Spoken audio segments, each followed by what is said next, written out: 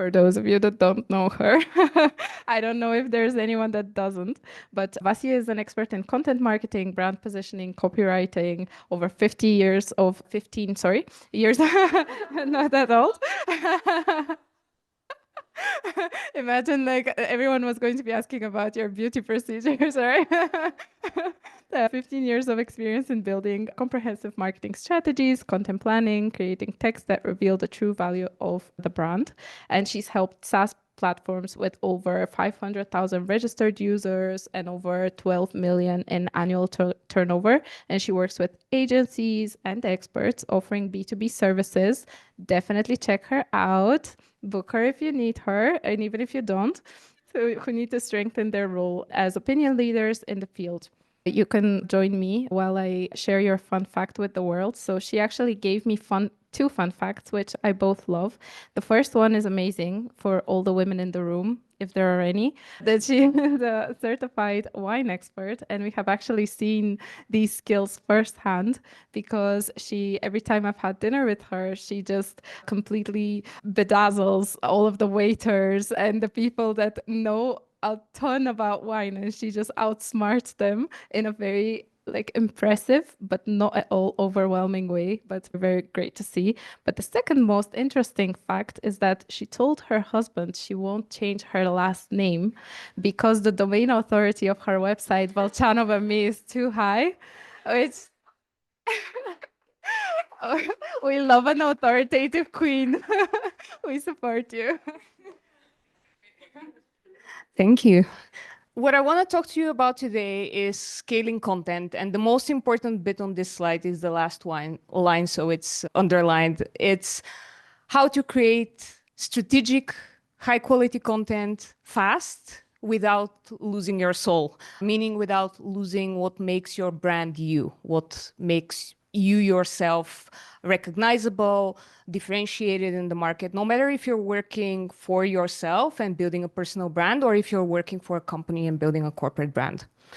Just before I start, I'll go through this really quickly. Don't worry, there's a slide in the end where you'll see a link where you can download the slides and also a ton of other goodies that I have prepared for you. So I first want to set the stage and tell you what this session is not going to be about. I'm not going to show you like complex N8N automations and workflows and something that has like a gajillion steps. The reason for that is that we think that automation in theory makes a lot of sense. We're going to create an automation. It's going to save us a ton of time. In fact, we spent more time than we would have originally spent on creating the content, in troubleshooting and maintaining a complex stack. So I'm not going to be talking about automations because for me personally and for the clients I work with, simple setups are always better and make way more sense. The second thing that I'm not going to share with you is what all of these guys and gals are doing. We're not going to generate 2,000 ideas and bajillion pages of a content calendar together because that makes no sense. You can't create content without putting in your sweat equity, your opinions, your points of view. So no to that. And finally, I'm not going to share with you the only unique and only right way of using AI for content creation. This is my way. This is what I've seen works for me and for my clients. So it's based on experience.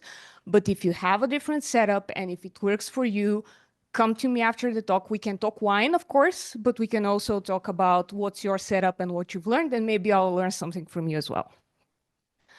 So having that out of the way, what am I actually going to talk to you about?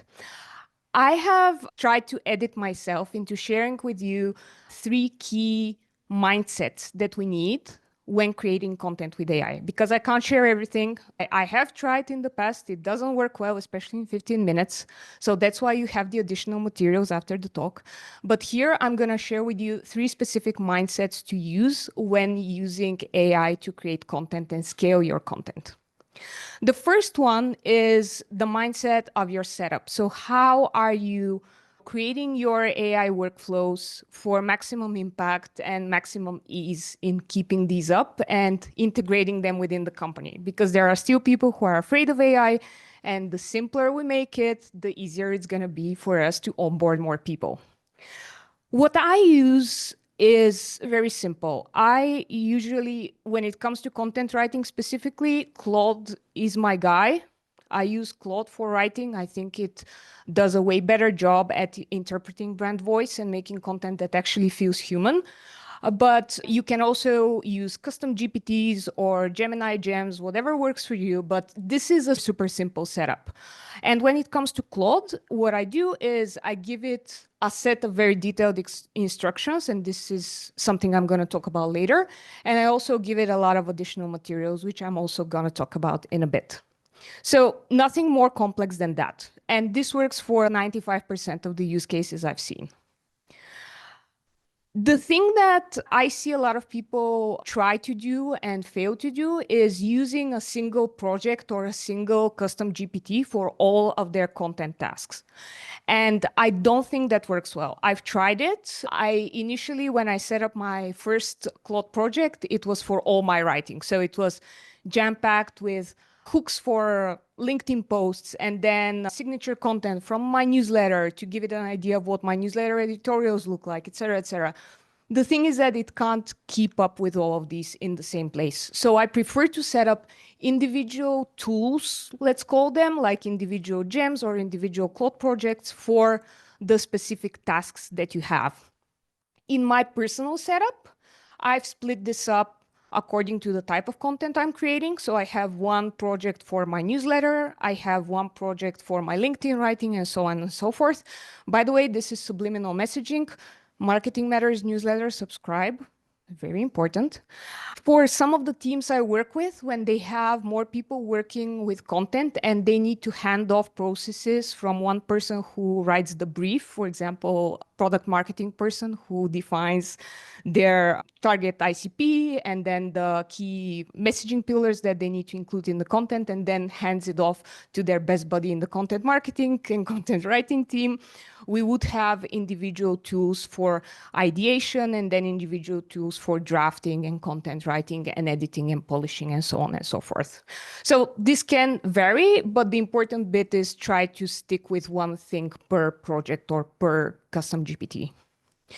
And the other big hack I use is what some people call knowledge blocks. So if you check out over here, you have in the Claude project a lot of additional resources that I've uploaded. So this is what you can think about as knowledge blocks. These are additional materials that give your AI context as to whatever makes sense. So in most cases, this would include a company overview, some audience persona details, so you can actually tailor your content to the people you're talking to, guidelines on structure, your brand voice, your key messaging pillar, words and phrases not to use, because if I see delve into one more time, I swear to God. So I give it a blacklist of AI cliches that I don't want to use. And I also give it some of my existing content to give it an idea of what I used to write before I started using AI. So this is the most natural, unvarnished, organic biodynamic version of my writing. And I also give it access to something that's called a scoring rubric. I'm not going to spend time on this in the additional materials, what a scoring rubric actually is and how to set up one. Suffice to say, it's a great way to create an improvement loop with your AI where it can write something, then score it on its own, and give you an improved version without you having to go through the process of that. So using knowledge blocks gives a lot of additional context to your AI and makes the output significantly better. The second mindset I want to talk about is how do you actually communicate with your AI? The art of having difficult conversations. There are two things that I see has amazing impact on my writing. And the first one is what you can call priming or warming up the algorithm or something like that. You can think about it like sharpening the axe before you actually start cutting the tree. And this is a way for you to give the specific chat within your project some additional context on what you're trying to do and what it needs to keep in mind when it helps you do your individual marketing tasks. This is especially useful when you're first setting up the best practices for your writing. So what this comes down to is you give it a role, you tell it you'll be acting as this type of person now. You add a lot of jargon and references to spark these semantic connections, giving the AI an idea about what you want to talk about. It's not enough to just say, you're going to help me with email marketing. You tell it a lot of other things. I'm going to show you an example in a second. So that it just starts creating these connections and gives you a better output because it knows the context better. And then finally, you ask it what it really knows about the topic. And frankly, I don't really read most of the time what it actually says at this point. The reason you're going to do that is to give it a lot of ideas as to what you'll be doing as next steps.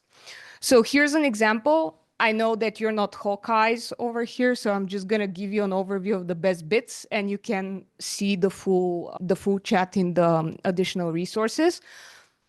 In this case, I was trying to analyze the email nurturing sequence of a client. So I told it, you're going to be acting as a lead nurturing strategist. I used here I was about to say shit ton, but that's probably not allowed. A ton of different words like lead scoring, ABM nurturing, behavior-based email targeting, deliverability, et cetera, just to give it more words to work with. And then I ask it, like, what are the best practices? What are some common mistakes, et cetera, et cetera. Only after it provided like a really long laundry list of things did I actually tell it, here's the nurturing sequence that I want us to analyze, like how will we go about that and actually doing the work itself. And another example here, just to show you that it doesn't just need to be buzzwords. It can be stuff like concepts, like in this case, it's about positioning and differentiation. So Martin Neumeier's onlyness statement is a common one when it comes to differentiation. So I give it bits and pieces to know what we're talking about here. And try it for yourselves. I think you're going to like the results. And the next thing is, how do we actually write, when it comes to stuff that you're going to be using again and again, how do you write your master prompt? So the instructions within your project or within your custom GPT. This looks, I don't know, like the receipt from a bachelorette party, I guess, or something like that. It's super, super long. And the reason for that is there are a lot of things you can add here that are going to make the AI do a better job. I give it a role, as I did in the past, and you're going to have access to a sample prompt to check out how I set things up. You give it the goal, so what's the end result that you're trying to have? You give it the constraints, so what should it do or should it not do? And this can be technical, keep the whole text to between 800 and 1,000 words or something like that, or it can be more specific. Write something that if a person who knows Vasi well reads, they're gonna think that she wrote it without the help of AI or something like that. Then I tell it about the external assets, all of these knowledge blocks that we've created. The AI needs to know what these things are and how to use them. So I give it a little bit of a reference guide, and then I provide the step-by-step. So here's step 1, step 2, and step 3 of that process that we're going to be using again and again. And when it comes to that step-by-step, this is the final third mindset that I wanted to talk to you about today. And yesterday at our speakers' dinner, there was a common theme that came up, which was about slowness and slow living and being mindful and being in the moment and doing things without rushing through them. And I think when it comes to us working with AI, we can really learn from this guy. This guy is called Carlo Petrini, and he's the founder of the slow food movement. He first was an activist who protested setting up a McDonald's in the Mecca of slow food, which is Italy, in Rome. And then this whole thing grew into a lot of other stuff, and it came to birth the slow philosophy in general. And I think this is a nice description of that also applies to our work with AI. So Carl Honoré, who wrote the book In Praise of Slow, says that the slow philosophy is all about the revolution against the notion that faster is always better. It's not about doing everything at a snail's pace. It's about seeking to do everything at the right speed, doing it as well as possible instead of as fast as possible. And I think that really applies to our work with AI. A lot of people think that when you work with AI, the goal is to save time. I think that's not the point at all. I think the point is for us to create better content by always having at our side a trusted sidekick, a wingman, as Anne Handley, content marketing giant, calls it, who can help us hone our ideas better. And in between having one person on my team, a cheerleader who always says, that's amazing, you did it so well, and someone who's more skeptical and says, maybe we should rethink this, there's a different way of doing it, I definitely choose the latter. I don't know what you guys think, but that's my choice. I see a lot of people nodding, so I'm on the right spot. And this is the sort of short example. Like I was struggling with an idea for my newsletter. I rattled off in my Claude projects in audio form, like what I was thinking about, and then it said, you know what? Like what we've done up till now, that's not the best. Like it's a bit generic, it's a bit vague, it's one-on-one, people know this. So here's what I actually think you're saying. And then it says, but I need your help. So we ended up doing a lot more back and forth to actually finally come to an idea that was cool and interesting. And you can read that newsletter edition on my website when you subscribe, of course. See that? Like always a call to action. So thank you so much. I hope I made justice of the time that I was allotted, and I hope you like this. On this link, you see a lot of additional materials. One sort of conference hack that I have, take a picture of this, because when you're browsing through your photos later, you're going to remember to actually open that link rather than just having it in your browser and it's sitting there. And you see some of my favorite prompts that I reuse time and time again. A couple of videos with other workshops on AI that are a lot more hands-on than philosophical than this one. And also a special offer for my courses, which are currently discounted because I'm celebrating 3 years of actually launching my first solo course. Thank you. And you're actually, on top of the discount, you're going to get a 2-week AI writing bootcamp that I'm going to do in January. So this is something I haven't announced anywhere yet. You're the first people to hear about this. I think it's going to be tons of fun, but I'll let you figure it out for yourselves. So thank you so much.